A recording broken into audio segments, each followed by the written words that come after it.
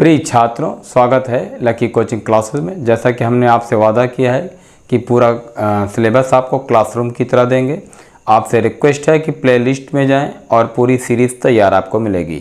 तो ये हमारा संविधान का चैप्टर भी चल रहा है और ये प्रैक्टिस सेट 6 है, संशोधन प्रक्रिया से रिलेटेड है। इसमें एक एक पॉइंट्स को हम क्लियर कर दे रहे हैं। कोई कन्फ्यूजिंग आपकी ना हो कि क्वेश्चंस टेक्निकल रख देगा तो कैसे करेंगे। तो ये देखिए, ये इसमें पार्ट 3 में, संशोधन में ये पार्ट 3 है और क्वेश्चन नंबर 11, 44वां संवैधानिक संशोधन 1978 संबंधित है। मतलब किससे संबंधित है 44वां? तो देखिए पूरा डिटेल्स किए हैं।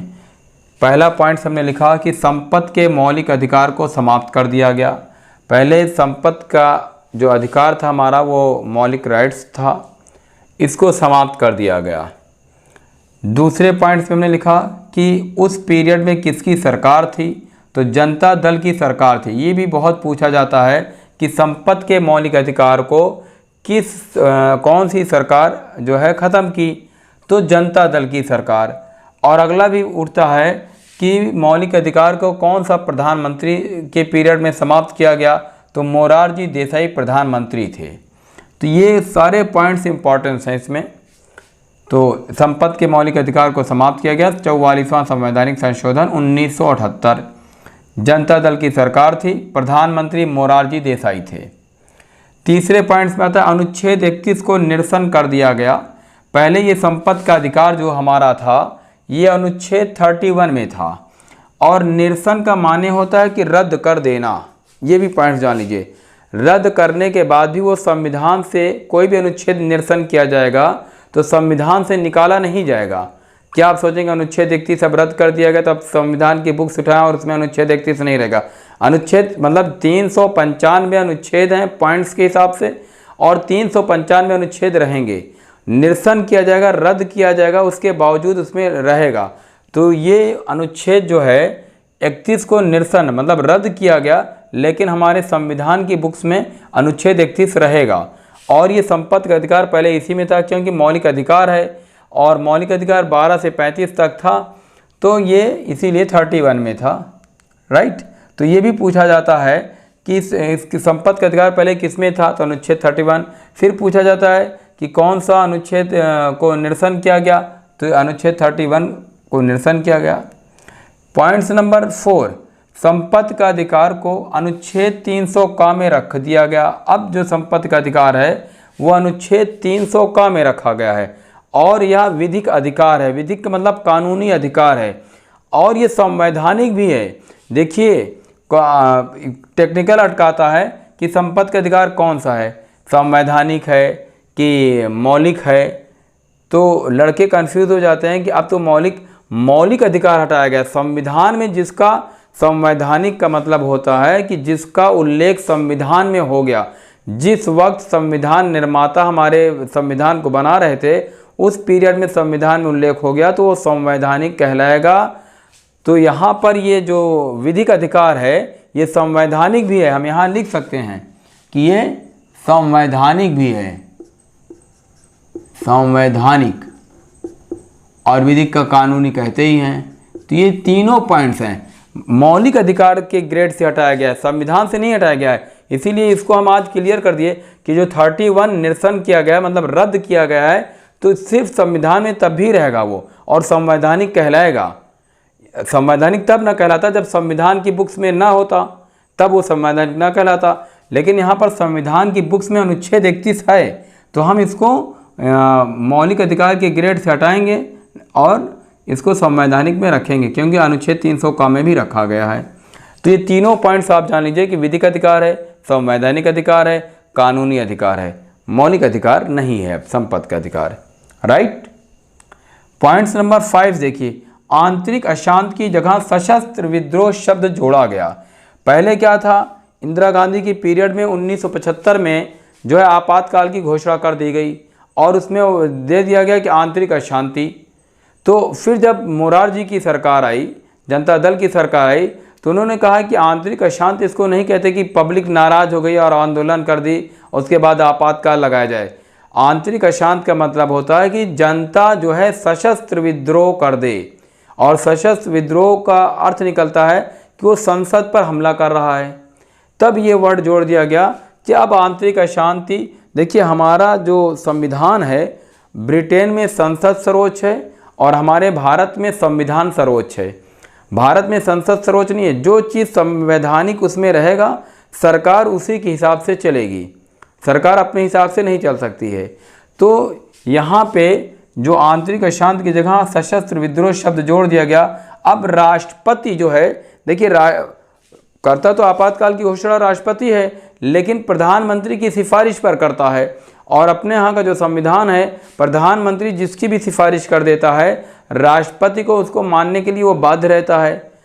कलम तो उसी की चलेगी कि आपातकाल की घोषणा, जैसे इंदिरा गांधी ने किया तो राष्ट्रपति ने कर दिया कि आपातकाल की घोषणा। तो अब जब भी आपातकाल की घोषणा होगी, जब जनता सशस्त्र विद्रोह मतलब हथियार बंद विद्रोह करेगी, तब ये माना जाएगा कि आंतरिक अशांति, और नॉर्मल वे में नहीं माना जाएगा। राइट। पॉइंट्स नंबर 6 देखिए, आपात के दौरान अनुच्छेद 20 और 21 को भी निलंबित नहीं कर सकते हैं। ये भी एक चीज़ रख दिया गया कि आपात लगा था तो उस पीरियड में 20 21 सब निलंबित हो गए थे पूरी तरफ से। तो हुआ कि आपात के दौरान अनुच्छेद 20 और 21 को हम निलंबित नहीं कर सकते। अनुच्छेद 20 में क्या है? अपराधों के लिए दोष सिद्ध के संबंध में संरक्षण। अब ये आप सोचेंगे दोष सिद्ध क्या है, तो अपराध के लिए जब तक, इसमें कई पॉइंट्स रखे गए हैं अनुच्छेद 20 में, 20(1), 20(2), 20(3) कई पॉइंट्स रखे गए हैं। तो उसमें बेसिक आप ये जान लीजिए कि एक तो ये है कि एक जुर्म के लिए जो है एक ही सज़ा तय है, वो बार बार नहीं होगी कि 302 10 बार किया तो अब 302, जैसे अदर कंट्रियों में है कि अगर आप एक मर्डर करते हैं तो एक मर्डर का चार्ज, 2 मर्डर करते हैं तो 2 मर्डर का चार्ज। तो उनके यहाँ जब सुनाई जाती है सज़ा तो 300 साल, 400 साल, 500 साल, इस तरह से सज़ा वो इंक्लूड करते हैं। अपने यहाँ ऐसा सिस्टम नहीं है। अपने यहाँ चाहे 100 आदमी की भी हत्या कर देगा तो 302 लगेगा उस पर, 302 का एक ही मुजरिम वो ठहराया जाएगा। एक पॉइंट्स तो ये है। दूसरा पॉइंट्स इसमें आता है कि दोष सिद्ध के संबंध में कि अगर कोई व्यक्ति जुर्म करता है और उस पीरियड में कोई कानून नहीं बना है, तो अब उस पर जुर्म जो है फिर कानून बनाकर उस पर जो है हम सज़ा नहीं प्रावधान कर सकते हैं। एक पॉइंट्स ये भी बना है कि दोष सिद्ध में। तो अब अगर आता है कि उसने मान लीजिए सपोज देन ऐसा कोई कि 14 साल का लड़का, अभी कानून नहीं बना है, मर्डर कर दिया और कानून नहीं बना है, तो अब कानून बनेगा तो उस पर ये चीज़ें लागू नहीं होंगी, वो सज़ाएँ लागू नहीं होंगी, अब आने वाले वक्त में लागू होंगी।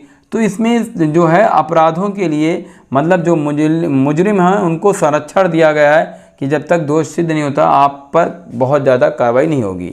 ये तो ये 20 में कई पॉइंट्स रखे गए, पॉइंट 1, 2, 3 इस तरह से। अनुच्छेद 21 में कहा गया है कि प्राण व दैहिक स्वतंत्रता का संरक्षण है। प्राण का मतलब है कि हमको जीवन जीने का अधिकार दिया गया है, हमारी बॉडी। अब प्राण का मतलब ही नहीं कि हम आत्महत्या कर लें, क्योंकि आत्महत्या भी नहीं कर सकते। आत्महत्या का रीज़न ये है नहीं कर सकते, इसके पीछे बहुत सारे तर्क हैं। पहला तर्क तो बेसिक आप जान लीजिए कि हमारी बॉडी है, हम भारत का अन्न खा रहे हैं तो हम ऋणी वैसे ही हो गए, और कोई कर्जदार आदमी अपने आप से नहीं ले सकता। प्राण एवं दैहिक स्वतंत्रता का मतलब है कि हम अपने जीवन जीने की शैली जिस प्रकार से जीना चाहें, और हमारी ये बॉडी है जिस हिसाब से हम स्वतंत्र रहना चाहें। इसमें भी है कि अगर हमारे ऊपर केस भी चल रहा है तो हमको विदेश जाने से रोकने की कंडीशन होगी कि हम किस उसमें रुक सकते हैं, किस में नहीं। अगर बड़ा जुर्म नहीं है तो हम जा सकते हैं। राइट। तो ये हमारा जो 44वां संवैधानिक संशोधन है, इसके पूरे पॉइंट्स क्लियर हैं। क्वेश्चन देखिए, क्वेश्चन नंबर 12, 52वां संशोधन 1985 किससे संबंधित है? हम इसमें इम्पोर्टेंट संशोधन को ही रख रहे हैं। तो पहला आया अनुसूची 10 को जोड़ा गया। क्वेश्चन उठता है कि अनुसूची 10 को किस संवैधानिक संशोधन में जोड़ा गया, क्योंकि पहले मूल संविधान में आपको भी पता है कि 8 अनुसूचियाँ थी, फिर एक सूची जुड़ी अनुसूची 9, और 52वें संशोधन में 10वीं अनुसूची जोड़ी गई। और 10वीं अनुसूची जोड़कर पॉइंट नंबर 2 में डाला दल बदल कानून का प्रावधान भी अनुसूची 10 में रख दिया गया। तो उठता है क्वेश्चन की अनुसूची 10 क्या है? तो दल बदल कानून है अनुसूची 10। और ये दल बदल कानून तो ये पेश तो बिल हुआ था 1985 में, लेकिन दल बदल कानून जो लागू हुआ वो 2002 ईस्वी में लागू हुआ, राइट। फिर क्वेश्चन नंबर 13, 61वां संशोधन 1989 संबंधित है। तो इसमें 61वें संशोधन में मतदाता की आयु 21 वर्ष से घटाकर 18 वर्ष कर दिया गया। पहले 1989 से पहले मतदाता की उम्र जब 21 साल होती थी तभी वो वोटिंग कर सकता था। फिर उसके बाद 3 साल ये माइनस कर दिया गया। और शादी की आज भी जो है उसमें लड़कों की एज 21 साल और लड़कियों की 18 है। क्वेश्चन नंबर 14, 69वां संशोधन 1991 किससे संबंधित है। तो ये 69वां ये बहुत आता है। दिल्ली को राष्ट्रीय राजधानी क्षेत्र NCR बनाया गया, ठीक। क्वेश्चन नंबर 15, 73वां संशोधन 1992 किससे संबंधित है। तो देखिए ये बिल पेश जो किया गया था वो 92 में और लागू हुआ 1993 में। तो इसमें पहला है कि अनुसूची 11 इसमें जोड़ी गई। दूसरे पॉइंट्स में आया कि पंचायती राज की स्थापना की गई। जब अनुसूची जोड़ी जाती है तो सब्जेक्ट उसी में रखा जाता है। तो यहाँ ये पंचायती राज अगर अनुसूची में आएगा तो इसमें चला जाएगा। तो पंचायती राज की स्थापना हुई। तीसरे पॉइंट में आता है कि सर्वप्रथम त्रिस्तरीय पंचायती राज अपनाने वाला प्रथम राज्य मध्य प्रदेश। फिर अगले पॉइंट्स में हम डाल रहे हैं पॉइंट्स नंबर 4,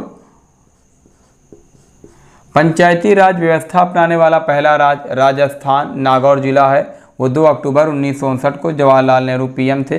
तो इसमें इस क्वेश्चन में लड़के बहुत कंफ्यूज होते हैं कि पंचायती राज आया, जबकि त्रिस्तरीय कंपटीशन में टेक्निकल का बड़ा रोल होता है, उठा के रखता है कि त्रिस्तरीय पंचायती राज अपनाने वाला प्रथम राज्य। तो जब त्रिस्तरीय आ जाएगी बात तो आपका मध्य प्रदेश जाएगा, और सिर्फ पंचायती राज व्यवस्था आएगा तब आपका जो है राजस्थान जाएगा। तो शुरू में तो यही क्वेश्चन उठ रहा था कि पंचायती राज व्यवस्था अपनाने वाला पहला राज्य राजस्थान, लेकिन अब टेक्निकल कर दे रहा है एग्जामिनर तो उठाकर त्रिस्तरीय डाल रहा है। उसके बाद भी लड़के इसी पंचायती राज पे जुटे हैं।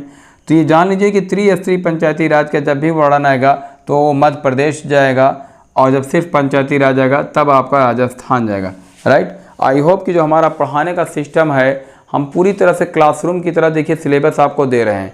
तो प्लीज़ अगर आप नए हैं तो सब्सक्राइब कर दें ताकि हमारी आने वाली प्रत्येक वीडियो का आपको नोटिफिकेशन आपके पास पहुंचता रहे और आपकी तैयारी सुचारू रूप से चलती रहे। तो प्लीज़ सब्सक्राइब कर दें, और अगर कमेंट्स करना है, सुझाव देना है तो वो भी कर दें और लाइक कर दें। Thank you so much.